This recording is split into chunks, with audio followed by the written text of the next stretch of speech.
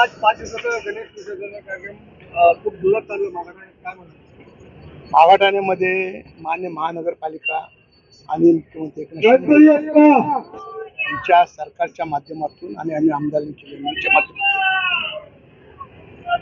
जेवढे गणपती भाविकांचे आहेत त्यांना विसर्जनासाठी वेगवेगळ्या प्रत्येक वार्डामध्ये एक एक कृत्रिम तलावाची आम्ही सोय करून दिलेली आहे आणि सर्व एक गणपती बाप्पा आहेत ते सर्व घेऊन भक्तगण त्या कृत्रिम तलावामध्ये विसर्जनासाठी येत आहेत. ठिकठिकाणी आमचे NSSचे स्टुडंट जे आहे NSS ते सुद्धा आम्हाला चांगल्या प्रकारे मदत करत आहेत.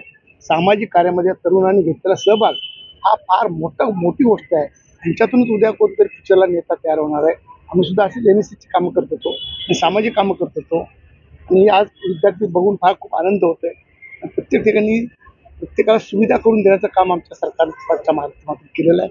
लोक त्याचा चांगला उपभोग घेतात, त्याबद्दल मनाला आनंद वाटतंय. म्हणजे पूर्वी गोराई ईदला जावं लागायचं, ते आता घराच्या बाजूला सर्व लोक उत्साहाने आनंदात वाचत गाजत येत आहेत आणि आपले विसर्जन करत आहेत.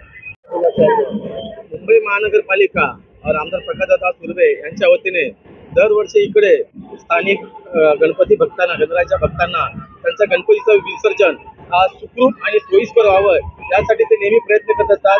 हे पहिलाच वर्ष नाही, वर्षानुवर्ष आमदार साहेब 1.5 दिवसाचा गणपती असून दे, 5 दिवसाचा असून दे, 7 दिवसाचा, 11 अशा प्रत्येक दिवशी ते ज्या ठिकाणी विसर्जनचे तलाव आहे त्या दिवशी भेट देतात, गणेश भक्ताला शुभेच्छा देतात आणि गणपती बाप्पांना निरोप देतात.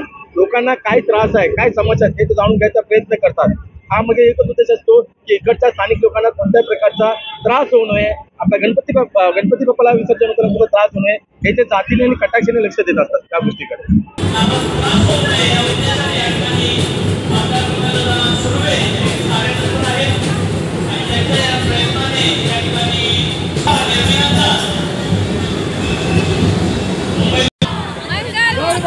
या ठिकाणी होत आहे बाप्पाची मनोभावे सेवा करत असताना NSSचे सर्व विद्यार्थी